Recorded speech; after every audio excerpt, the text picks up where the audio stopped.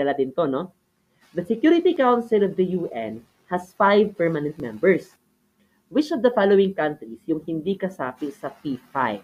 Letter A, yung China. B, Russia. C, France.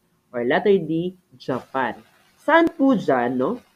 Yung hindi kasapi sa P5?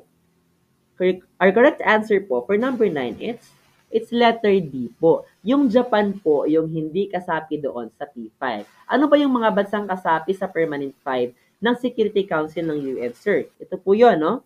Ito po yung 5. We have Russia, we have UK, we have the US, we have China, and we have France. Now, in the modern times, bago lang po, no?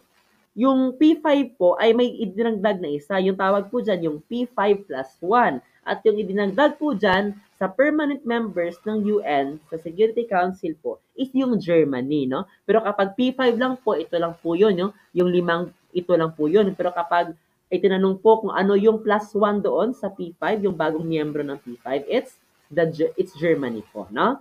Gets lang po, teachers? Gets na gets yan. Next question po tayo. Number 10. We're almost there. Ito na, art appreciation.